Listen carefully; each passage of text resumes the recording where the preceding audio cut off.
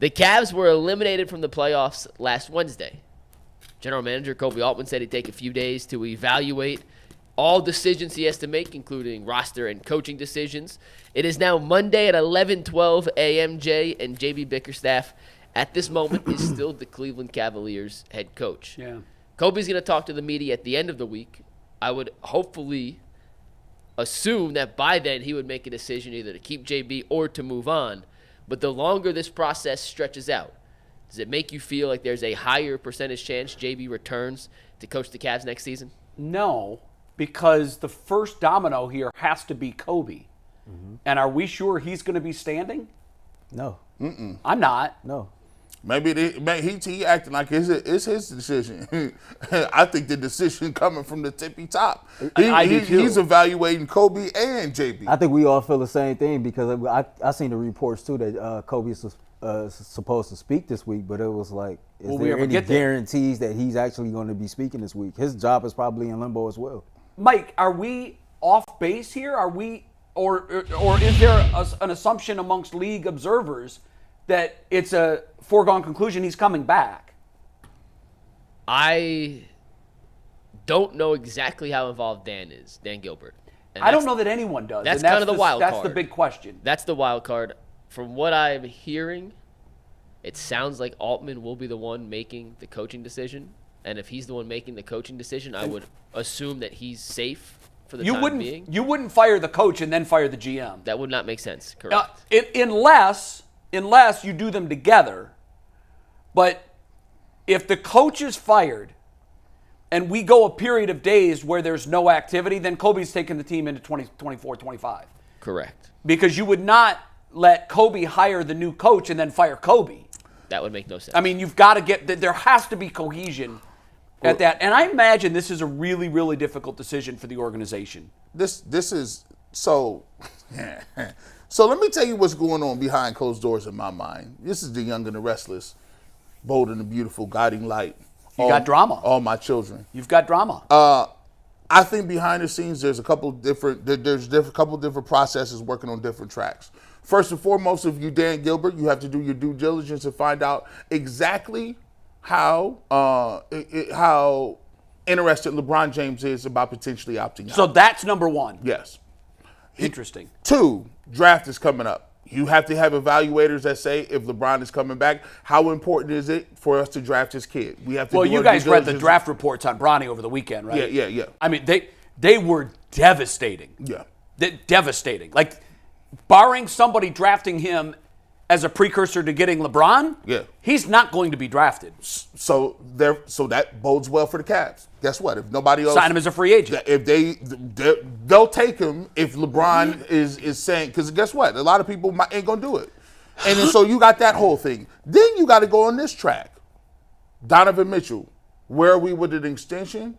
And how are we talking about whether or not he's coming back, and can we get something concrete on that? Right. So you're working an extension angle. Then you're working the angle, well, if Donovan does want to come back but doesn't like JB, then now we got that situation where it's like, okay, well, JB is contingent on A, whether LeBron would like JB there, or B, Donovan Mitchell if he's going to sign and bring him back. Then you got to throw another thing in. All right, well, what's up with all these trades? Which one of the guys are we identifying as the guy to trade to make better moves? And do we believe Koby Altman is the right guy to get the most out of a trade from Darius Garland or Allen? That is bold and the beautiful. That's all of these things happening at one time. So it is a major soap opera. I want your take, and then, Mike, I want yours on the idea that LeBron actually has to be the first order of business. Do you agree with that? Mike's shaking his head no. So for me, I can buy that because I get it. Dan Gilbert has been sick, but Dan Gilbert ain't dead, right? And Dan Gilbert is still in his right mind to be conscious enough to make decisions in a betterment of this franchise, right? The LeBron angle is one thing, but this is how I'm looking at it. If I am the owner of an NBA franchise that plays in a small market, the Cavs is considered a small market team. It is. Like the Indiana Pacers, like the Oklahoma City Thunder, etc. A little bigger than those, but still they're middle of the pack. They're all right there, right? a staple of those franchises have to be player development. That has to be a core of your entire franchise. Right. Because historically, it's hard to get free agents to come sign with say, a team. And so you got to always make sure that you can draft well and that you can develop players well. And if I'm Dan Gilbert, I'm looking at teams like Indiana, I'm looking at teams like OKC, and I'm saying to myself, how can I match that blueprint for my franchise here in Cleveland? Yeah. Which, honestly, between the three, I'll take Cleveland over Indiana and OKC. Yeah. So, yeah, we might be in the same realm, but I'm at the top of that realm, right? So that's the first thing I'm evaluating. When you say they're above them, what do you mean in terms of their roster? I think he's talking about in terms of favorable location. Okay. Location. Like we have more things going for us like Indy and we have a championship. You see what I'm saying? We already have a championship. And so, like, I just think things like that have to be a staple in my evaluation of everything this offseason. Okay. I think that if you're having a conversation about LeBron, we all know LeBron pretty much he steers the ship for every boat that's driving, right? He is still the most influential player in the league. I think there's a lot to be determined when you talk about the contract of Donovan Mitchell, et cetera. I think the first thing that the Gilbert family is having a conversation about is, do I move forward with Koby Altman based off the premises of, I see how general managers in Indiana. So you think the LeBron thing could be taken care of after a Kobe move? Right. Mike, you were pretty emphatic when I asked the question. You were like, no. I think Mitchell's the number one thing.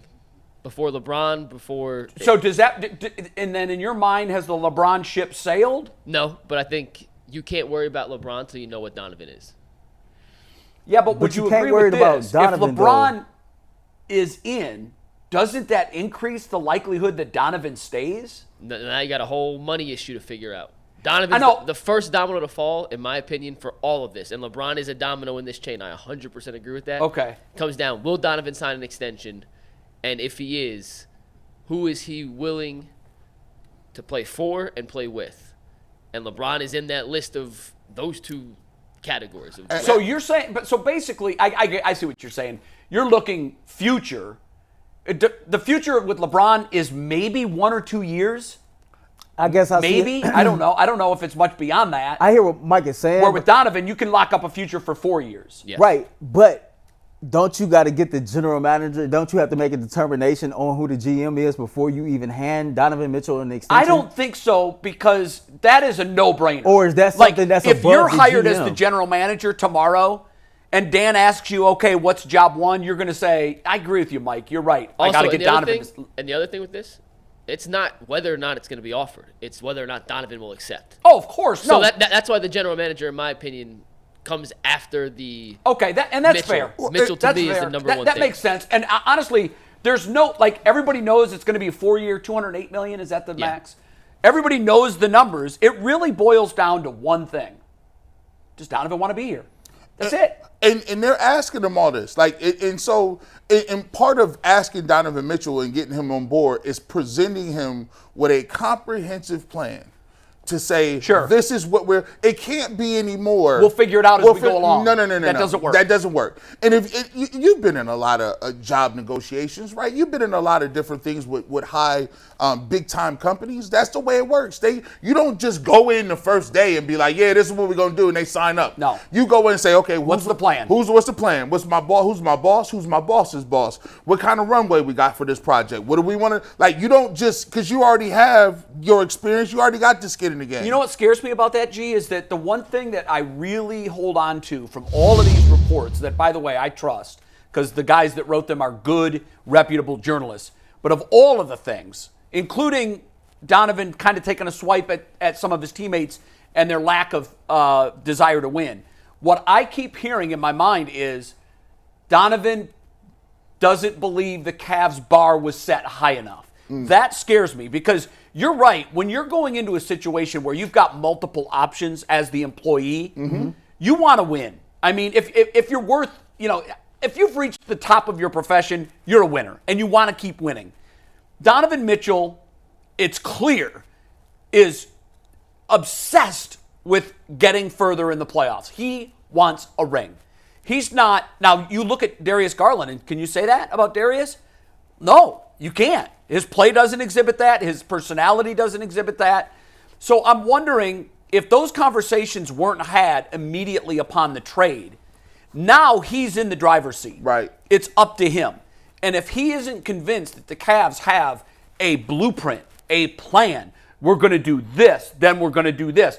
And I don't mean bringing in George Niang and Max Strus. That's not a plan, that's a hope. Saying we're going to get better with some shooting. No. No. What is the plan? And that's what Donovan and his agent are going to put the Cavs organization's feet to the fire and say, okay, where do we go now? I 100% agree with you. Check this out. I hosted on 92.3 The Fan yesterday. Guess who I had on yesterday morning? Who was on? Chris Fedor.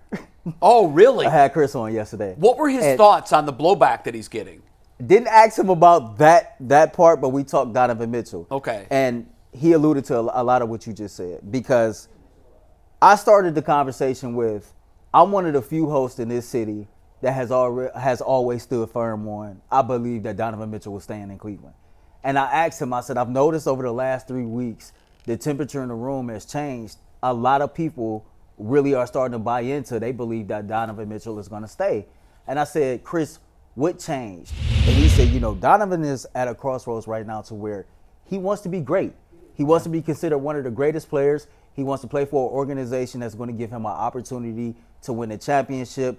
And he is in the mentions of a list of a short handful of players that have the opportunity to be the next face of the NBA. Yeah. And Donovan Mitchell want to make sure that he's playing for an organization that can present him all of that. And that's why I believe that everything, to me, starts with Dan Gilbert. Because, see, Dan Gilbert is the one that write the checks, right? Donovan Mitchell maybe could be looking at this thing like, okay, I know I'm playing for an owner that has no problem spending over the luxury tax.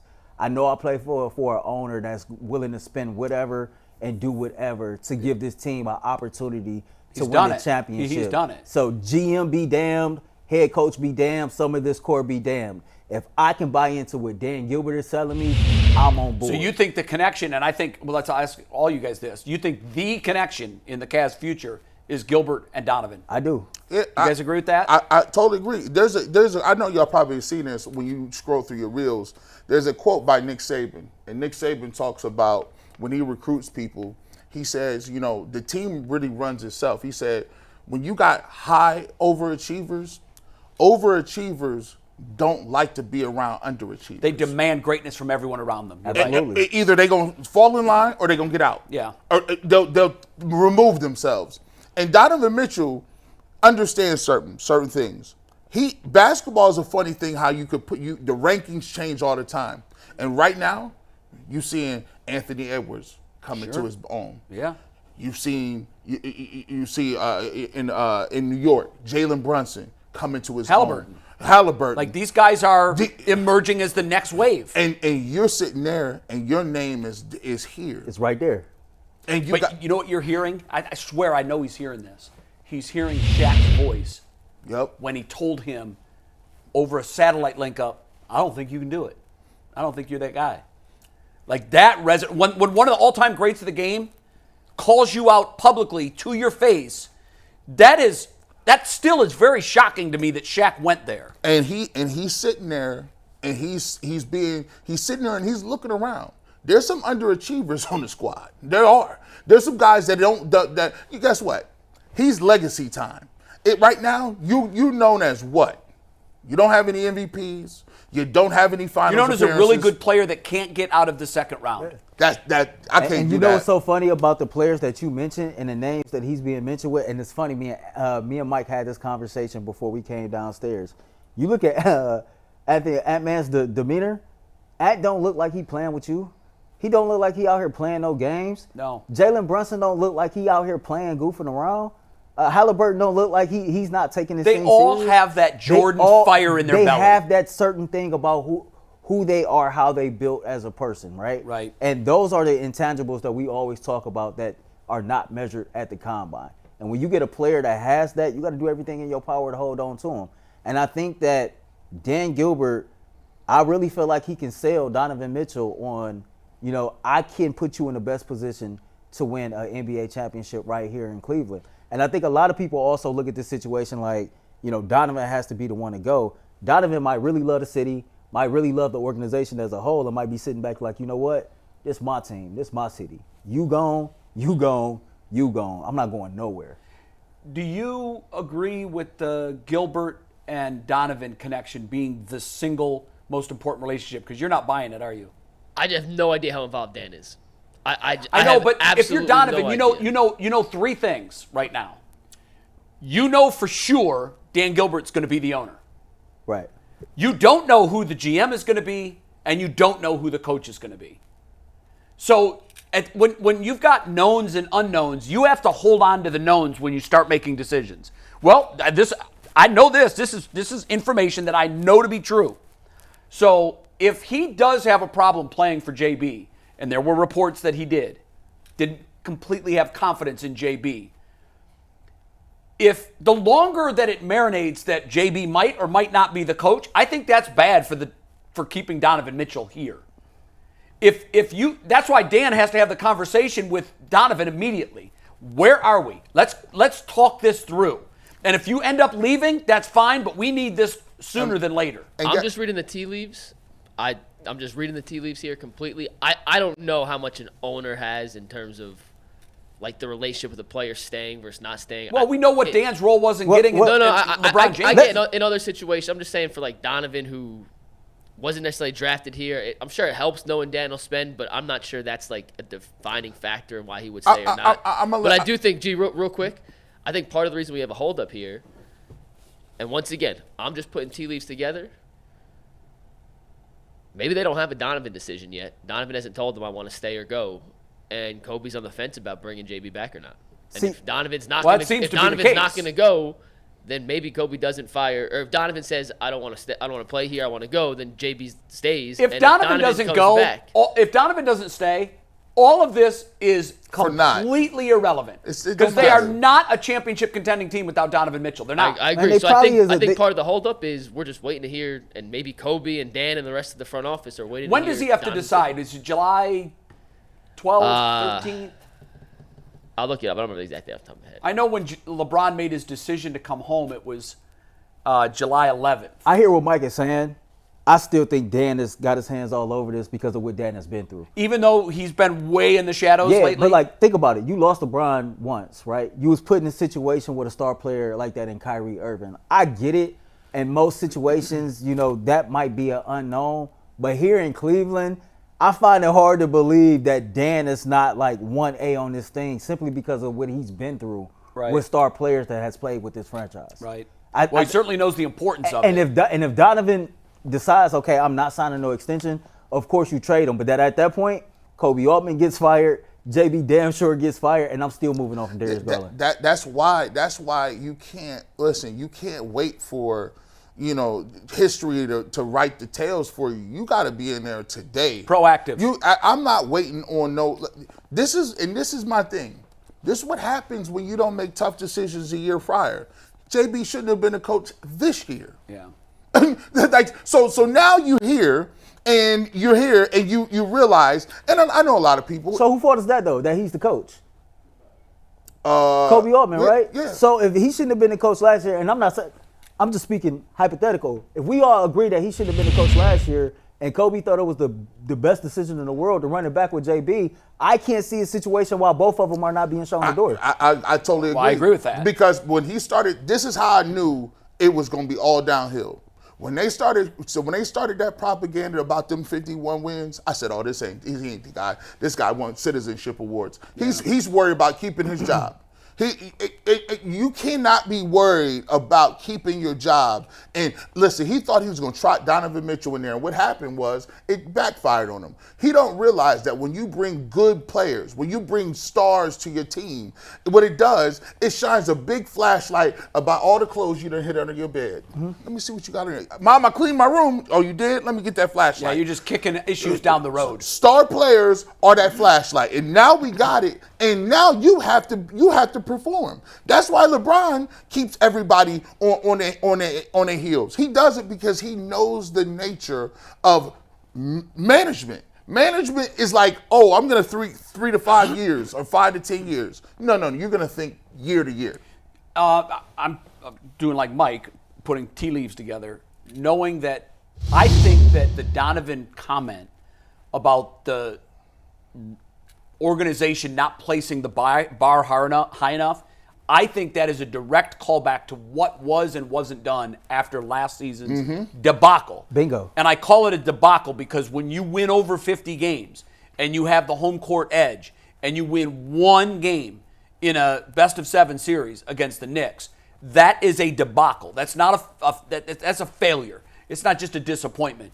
You were set up for much more than that. So I think Donovan kind of created this mental image that, the organization is fine with just participation awards.